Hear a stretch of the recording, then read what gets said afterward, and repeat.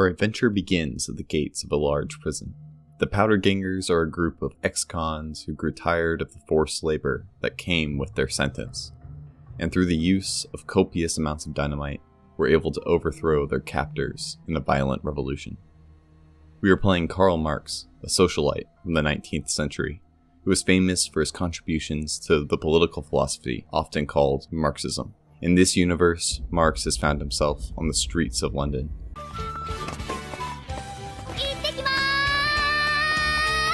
When suddenly, he is hit by a bus. Shocked that he is still alive, he realizes that he has awoken in another world, a world far into the future, and one that has been struck by a terror no one could have imagined: nuclear war. After a series of traumatic events and near brushes with death, Marx takes some time to recover at Doc Mitchell's house in Goodsprings and studies up on the developments of his philosophy that have happened in the last 400 years or so. But now, old Karl finds himself with the beginnings of something he never saw in his lifetime: a real revolution that could eventually overthrow the powers that be. Truth is, the game was rigged from the start.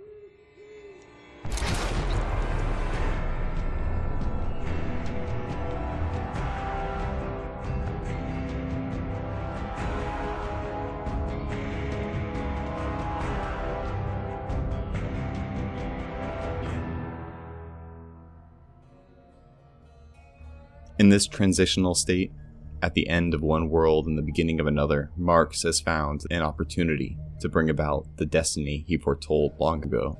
I built old Karl to be a reflection of the ideal revolutionary, hardened by labor and using the tools of his vocation as the very weapons that will bring about his freedom.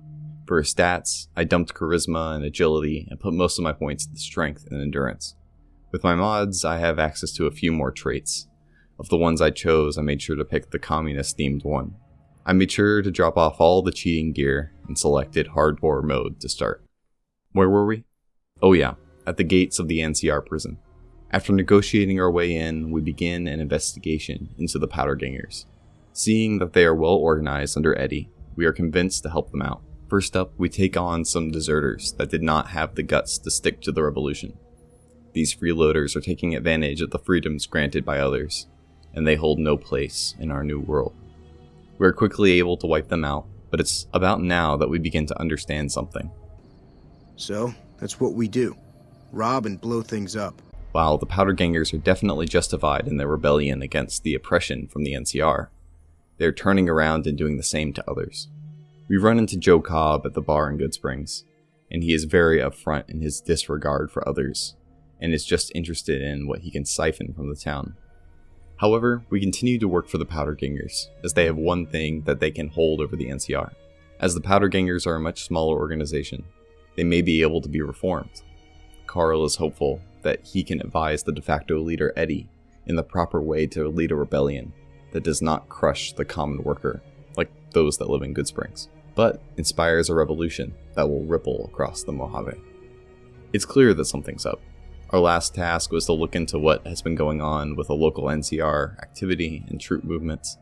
With a few questions to the right people, we hear news that may spell the end of this little prison rebellion. Karl books it back to the NCR correctional facility, just in time to warn Eddie of the raid.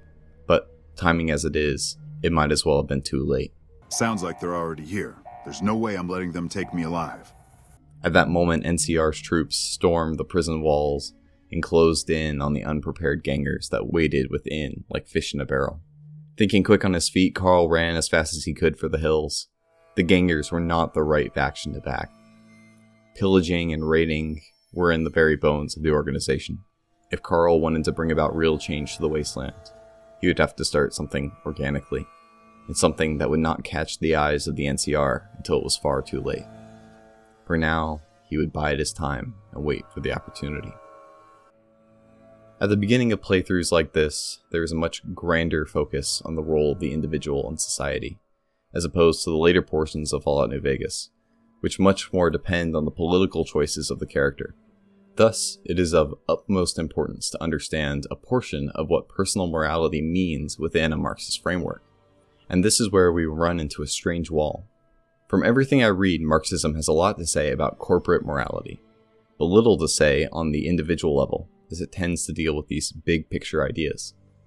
Thus, individual ethics is treated as an outgrowth of a societal and cultural context. However, I found this quote that seems to give us a good lead on how we can go about looking at ethics from a Marxist perspective.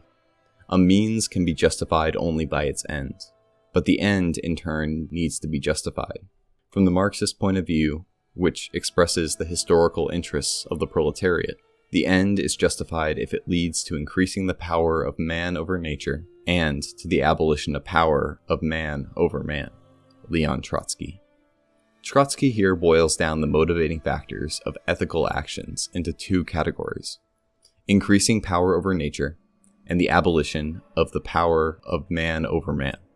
In this way, it would be fair to understand that this is a kind of utilitarianism that's focused on these two goals, and anything that brings about the most improvement in any of these two would be the proper course for action. There's no immoral action that can lead to these righteous ends.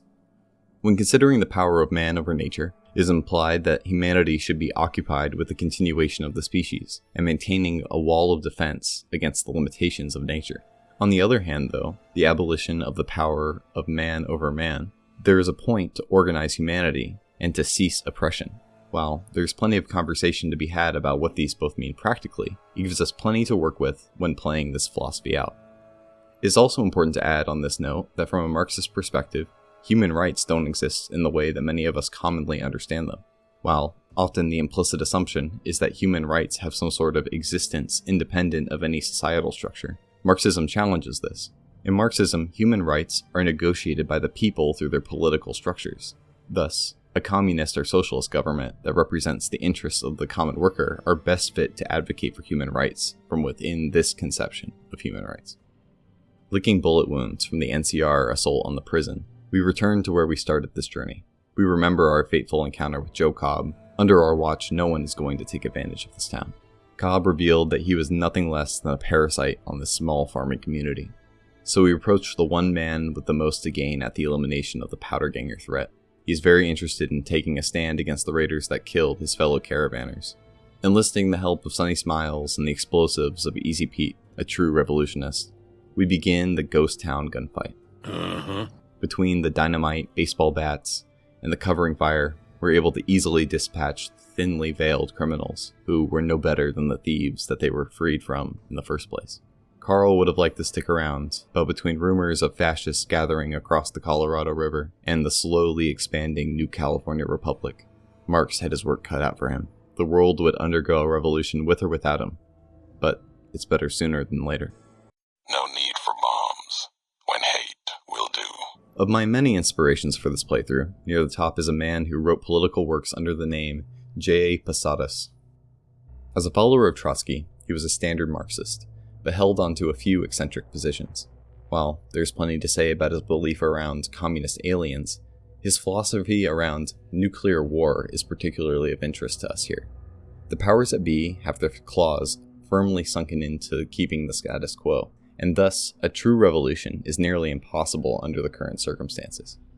However, Posadism thought of a solution. If nuclear war was to break out, then the system would be weakened enough for the common workers to seize the means of production. So what do we make of this world that Marx has awoken in? It seems that the opportunity of the apocalypse was not enough to bring about the new world and wake up the proletariat. The thing is, opportunity is not enough. We still also need motivation to bring about the downfall of the capitalist oppression. The common man is so deeply embedded in the system that he's blind to the very oppression that he slaves under. One major feature of Marxism that Posadism ignored is the almost evolutionary adaptation and development of society. Marx, in the Communist Manifesto, makes it a point to note the benefits the capitalist system had brought to his day and age.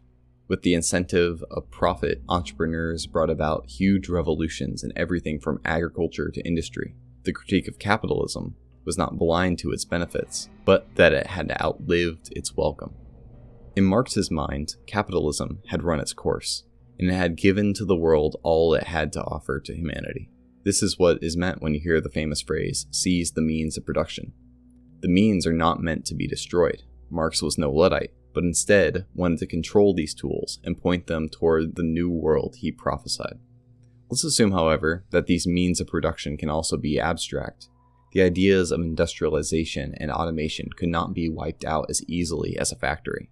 However, there is still the question of, if the atomic holocaust were to come, would a revolution still be primed in the same way?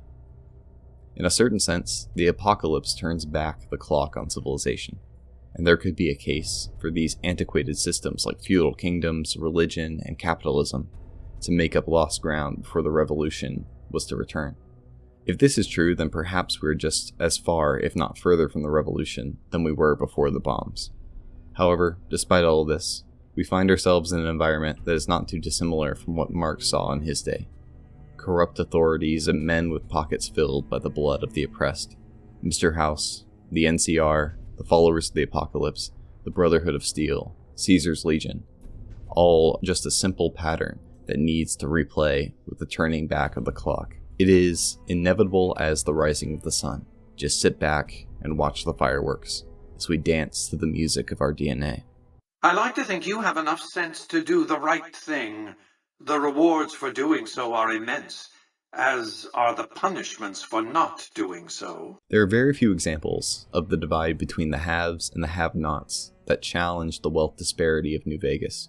The Strip is cordoned off by House's robocops, keeping all of the residents of Freeside from stumbling into the worlds of the wealthy and the well-to-do. While Freeside is able to somewhat function as a community, it is plagued by every societal sickness that haunted the old world, except here there are fewer methods of hiding it. Addiction is not an uncommon sight. Men and women are enslaved by their chemical reliance on their parasitic pharmacists.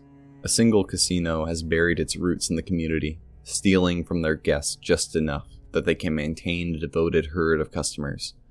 Or, it may not be inaccurate to call them cattle. Both the NCR and the Kings scuffle over territory, but both, while to different extents, are corrupted. However, there is one faction that Karl encounters in this dump that gives a glimmer of hope. The followers of the apocalypse are the closest thing to a proper community he has found outside of Goodsprings. The followers don't chase after profits, but try to free their neighbors from the chains of addiction and provide for them as to give them a new place to belong. We have a lot of admiration for this organization. However, there is one major factor that brings us pause. The followers are not positioned to be a major player in the Mojave. Whether it's due to their thin religious associations or due to the idealism of their leadership, the followers have functioned as a social support system for the larger entities around the Mojave. While this may sound like we would be all for a system that seeks to apply some of what we have advocated for, this practically plays out in an unexpected way. The followers are in some way propping up the failing NCR as the ruling force in the Legion. Without their influence, Freeside would quickly collapse under the weight, and the worst of the wasteland would be at the Strip's gate. However, we are not interested in removing the followers, as they will play into our future plans. For now, we're going to support them and integrate this fantastic structure into our final plan for New Vegas. Along these lines, Karl sets himself up well with the locals of Freeside, as they are the very revolutionaries that he will rely on when his plan is complete. Between rooting out Pacer and helping key figures of the community out of addiction, Karl develops the relationships he needs to bring about the future he envisions, all while staying on the good side of the NCR. The plan is to only reveal his hand when it's too late to stop. Now comes the Strip.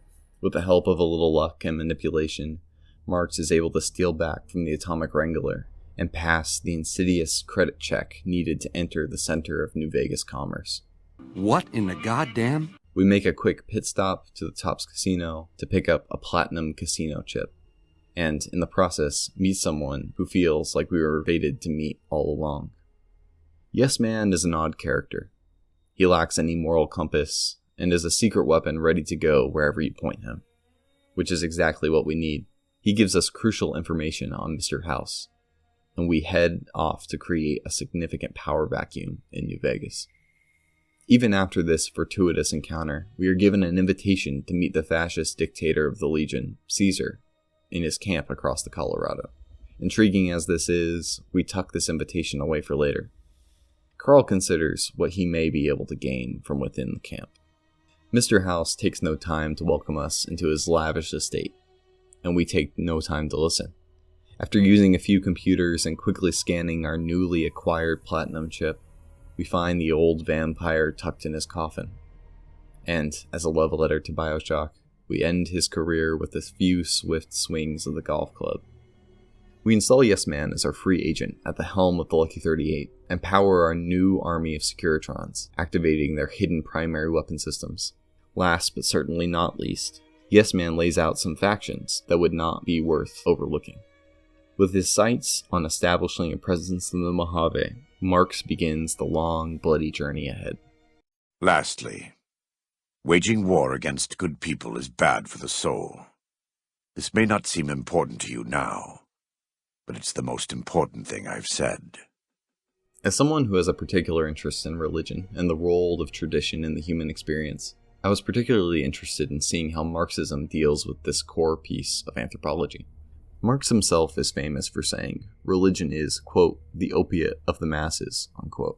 In his mind, religion is a tool of control and a source of empty relief for those under oppression. The powers that be use these deeply embedded psychological structures, such as the feelings of awe and the spiritual instinct, to crack down on developments in society. As a materialist, Marx does not believe that there truly exists anything outside of physical matter. In his mind, there is no room for the supernatural. The world functions like clockwork, playing out according to the laws of nature. When Mao started the revolution in China, he saw two forces struggling to take hold of his home. One was that of the colonizers. Europeans sought to subjugate the resource-rich lands and remake this ancient empire into their own image. On the other hand stood the Confucian tradition. Confucian thought was at the foundation of Chinese society. It had defined ethical considerations of politicians, how to best educate the youth to make sure that no knowledge was lost, and most importantly, and defined the relationships between every level of society. Mao saw these both as his enemies. He had no interest in continuing the contentious relationship with the West, and like Marx, Mao saw the Confucian influence as a tool of oppression, an opiate for the masses. Mao proceeded to thoroughly sift through Chinese culture, removing that which stood as a hindrance to the revolution, and kept what was necessary to maintain the Chinese identity. He also realized that it was not the academics or the bureaucrats that held the real power, but the numerous masses of ordinary folk. By pure numbers alone, if this majority share of society could be convinced, there is nothing that would be able to stop this movement from seizing his entire nation. Through a long and tribulous process, Mao turns this empire steeped in tradition into an engine burning with the heat of the revolution. Marxism firmly sits in opposition to systems of tradition and hierarchy. If something cannot be proven to bring further improvement to society, it will often be seen as a contributing factor to oppression. Thus, it needs to be rooted out to let humanity grow free from the burdens of the necessities of past generations. Would you mind staying here a moment? I want people to see that I know you. The Ultralux was the largest display of ill-gotten gain Karl has ever seen. Marble pillars circled the casino floor, everyone dressed in the formal attire of a long-lost era. Wow, this would be impressive in his day, in the context of the wastelands, in a world of suffering and starvation. This is a temple to oppression. With a brief investigation, we find that, unsurprisingly, there's a dark underbelly to this place. Rumors of missing people, poor people at first, quickly forgotten, but lately guests of the casino. Cannibals sitting at the heart of the Ultralux. Now, didn't I already tell you that we don't do that sort of thing? We do not engage in cannibalism here under any circumstances. The image falls together quickly, and we rush to draw an end to this parasitic cult. We free the White Glove's latest victim, and begin our assault to the casino proper. We pick the vault, retrieving our weapons, and killing all, the managers and employees. In the end, the Ultralux and the White Gloves are no more. Caesar's camp is like something out of a historical reenactment. If you squint and don't look too closely, you would be convinced you had been transported to the 1st century. But as you look closer, you begin to see gaps. Armor is made of old athletic gear, and weapons are quickly thrown together. Despite this, under Caesar's control, everything runs like a well-oiled machine. In many ways, Caesar is a chiral reflection of Karl Marx. Caesar grew up among the followers of the apocalypse, but grew to see that power was the fundamental currency of the world.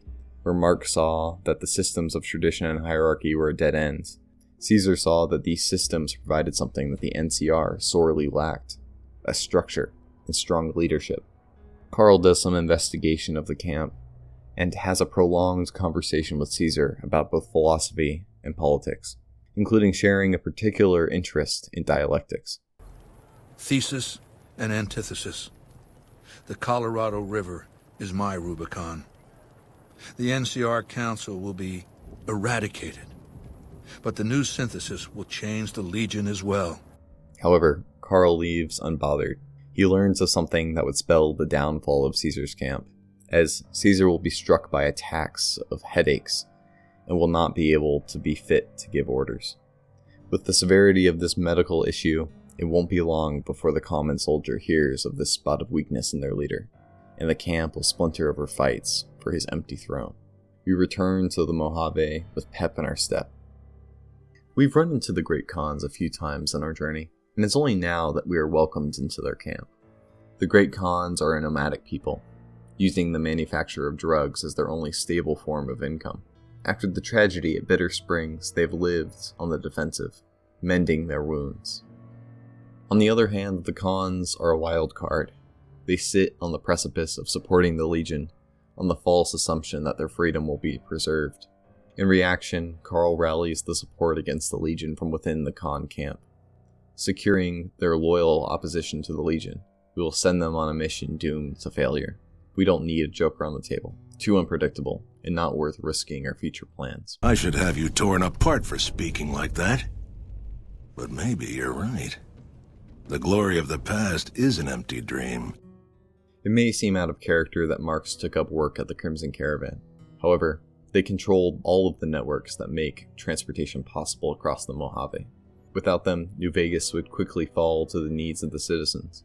We take up some tasks in order to get a better idea of how we can best utilize their resources. With our help, we settle some accounts, close a few deals, and end a counterfeiting operation. We prove to be an invaluable asset to Alice McLafferty, the manager of the Vegas branch of the Crimson Caravan. With our help, we stabilize her place in the organizational hierarchy and make sure there is nothing that can be used as leverage to oust her from the company. We do everything that would place the Crimson Caravan at the top of the industry without competition. And because of that, it's especially unfortunate that McLafferty has been found the victim of a tragic accident, leaving room for new management to take over in the coming days.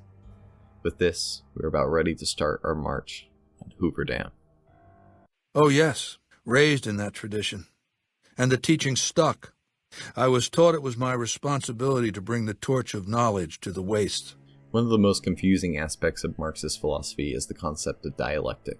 In a way, it requires that you understand a nearly unrelated concept of dialectic in Hegelian philosophy.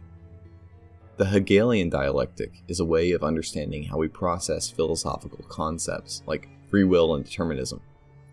The two, in a sense, contradict one another, but in the dialogue between the two, we better understand the world. On one side you have thesis, on the other you have antithesis. And in the dialogue we find ourselves somewhere new, not in one camp or the other. This is the synthesis. It is entirely new and brings us just a bit closer to what really is. Marx and Engels, inspired by this concept, developed a new understanding of the dialectic. Where Hegel was much more focused on theory, Marx, a materialist, was much less interested in the philosophical implications, but wanted to show how similar concepts play out practically. In Marx's dialectic, the world is made up of numerous power struggles. Within each of these struggles is a new way to understand the world. For example, there's a struggle between the common worker and the capitalist owner. Or, to take another perspective, we can see the struggle between the colonist and the colonized. Marx uses this tool to illustrate the world as seen through the frame of Marxism. All relationships, personal and political, can be framed this way. As with the Hegelian dialectic, Marx also saw a resolution to the dialectic. When looking at the world through the conflict between the proletariat and the bourgeoisie, Marx did think that the proletariat would ultimately succeed in their revolution. Despite this, he did not think that the society post-revolution would be a proletariat one. or even a bourgeois one. He knew that it would be something entirely new, combining and improving aspects of both. Then, after some time, the dust would settle and a new dynamic would form, and another power struggle would, without a doubt, take the center stage once more. Humanity, dividing, clashing, and reforming endlessly. Thesis, antithesis, synthesis. Well, this is certainly an incomplete explanation from a complete novice. I think this should do for the time being. We shall see how brave you are when nailed to the walls of Hoover Dam, your body facing west so you may watch your world die. In the next few days, chaos spreads over the Mojave, as many of the organizations that once kept each other in check are destabilized one by one. The Crimson Caravan quickly reorganizes to cover the glaring holes in leadership. The Ultralux sits empty as prospectors tear the gold leaf off the walls and pick up all the caps they can find. The NCR is rocked by a presidential assassination that throws their already stretched thin leadership into shambles. And rumors spread of a large explosion outside of Sloan, where the Brotherhood of Steel was rumored to be hiding. The ash falling from the skies seemed an ominous sign. But little did the Mojave know, today would be the first day of a revolution that would right the world that had been looted and crushed by opportunists like Mr. House. With the help of Yes Man, Karl assembled his forces and snuck into the battle behind NCR lines. The battle was difficult, as one round of Centurions charged after another, but they could not keep up after the bombing by the boomers. From within the dam, the NCR guards couldn't have expected that one of their trusted allies would turn on them, but they faced a brutal end and a twisting betrayal. Karl ran into the control room and redirected the dam's power to the robot army he had liberated from House. With help, he was able to quickly take the dam and found himself on the offensive against the Legion. The straggling soldiers were of no match, but then he found himself face to face with the one and only Legate Lanius. And who are you to come before me?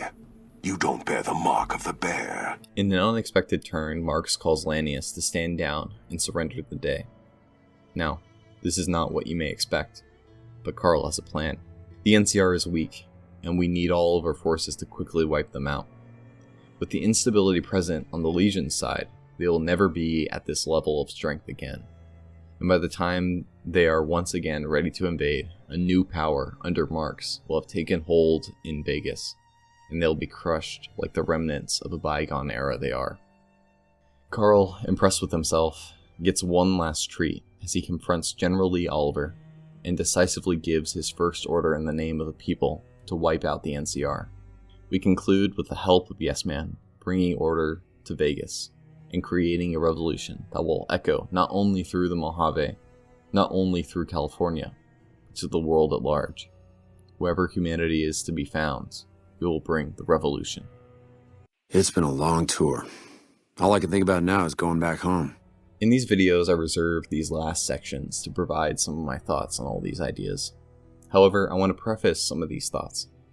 My goal was to reflect these ideas as accurately as reasonably possible, but I understand that, at best, I am a casual enjoyer of political philosophy. I'm woefully unequipped to give a full treatment to many of the facets and varieties of Marxism and communist philosophy. So I thank you all for being patient and respectful as I try my best to represent beliefs that don't necessarily reflect my own. Through the interludes of this video, I write about some of the ideas that stuck out to me as particularly noteworthy. Among these are ethics, religion, tradition, and lastly, dialectics.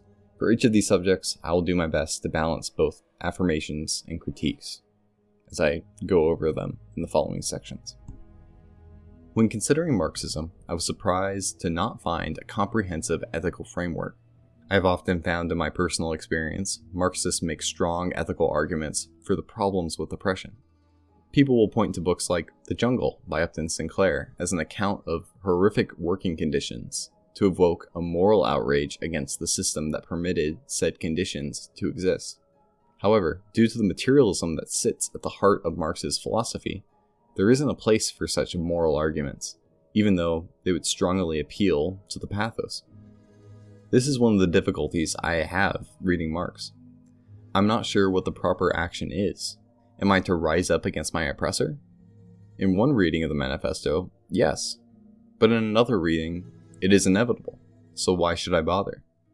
Whereas social reformers of our past have cast a vision of a bright future that we wish to approach, Marx's strategy is different. There's no rosy future, just one with a few less chains and shadows. Marx, in all his intellect, is a critic and not a visionary.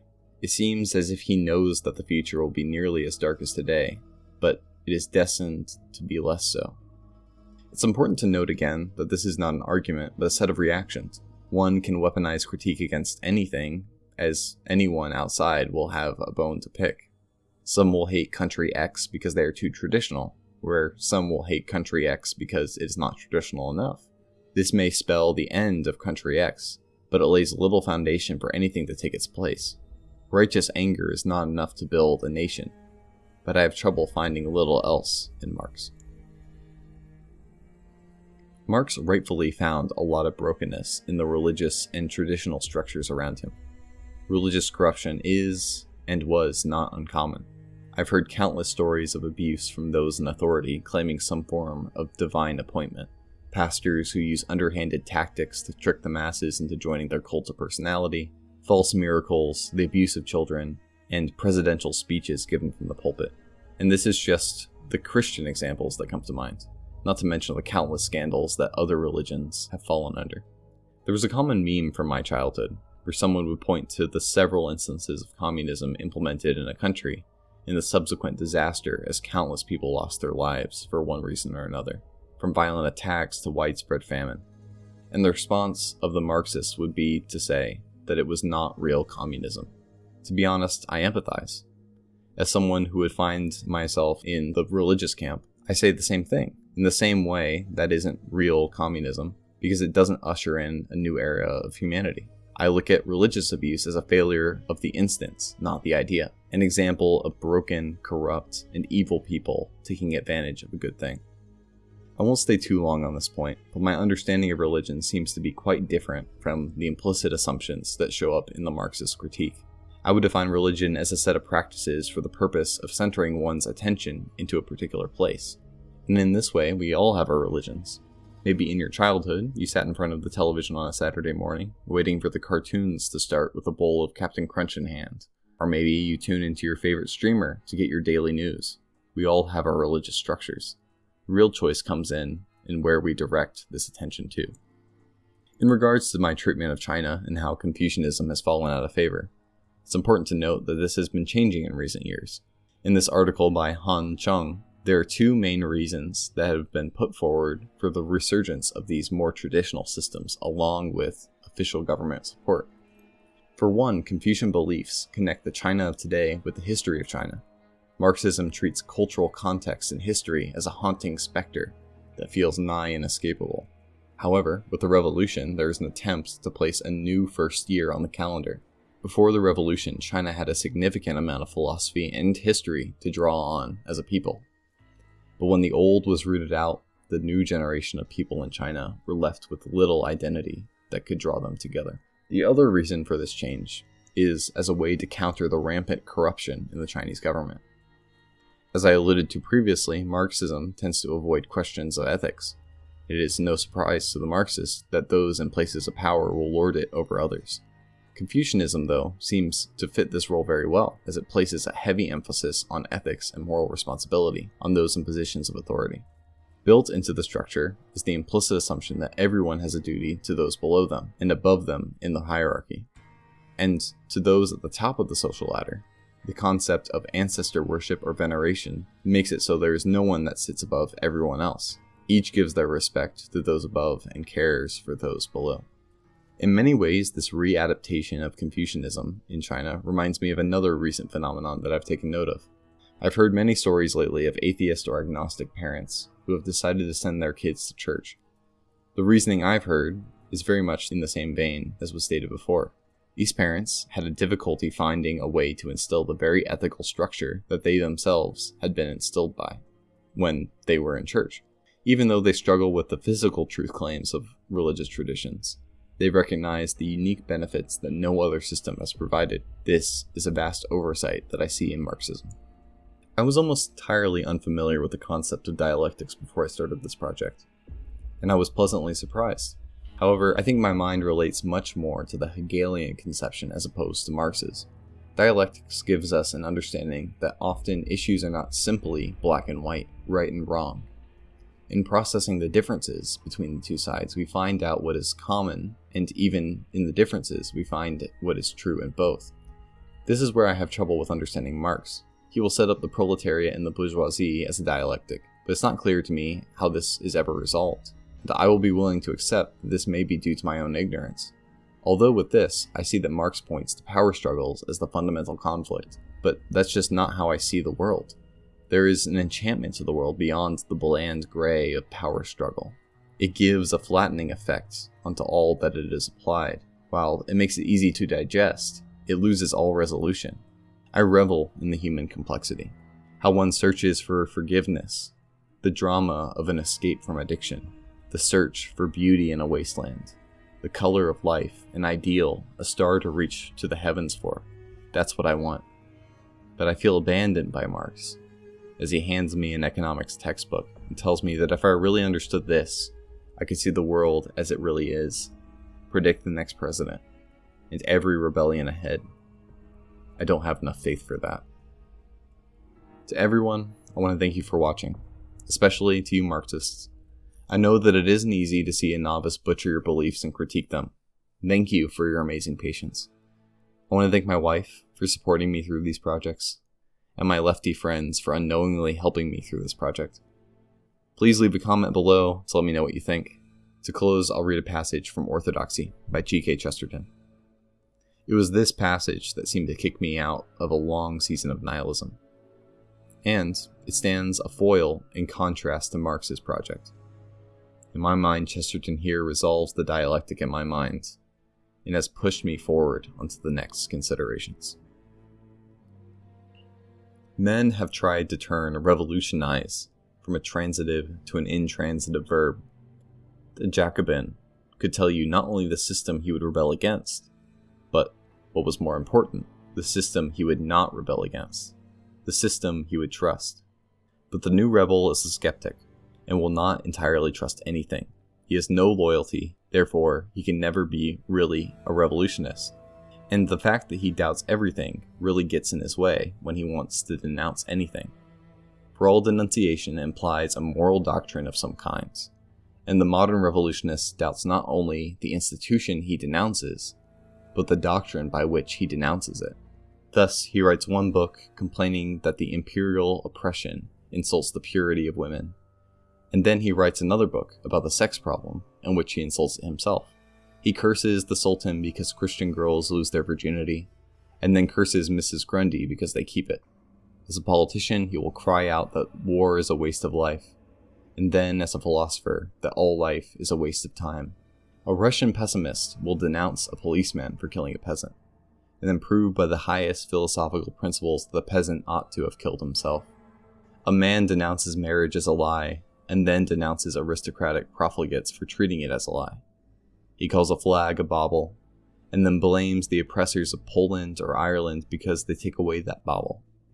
The man of this school goes first to a political meeting where he complains that savages are treated as if they were beasts. Then he takes his hat and umbrella and goes on to a scientific meeting where he proves that they practically are beasts. In short, the modern revolutionist, being an infinite skeptic, is always engaged in undermining his own minds. In his book on politics, he attacks men for trampling on morality. In his book on ethics, he attacks morality for trampling on men.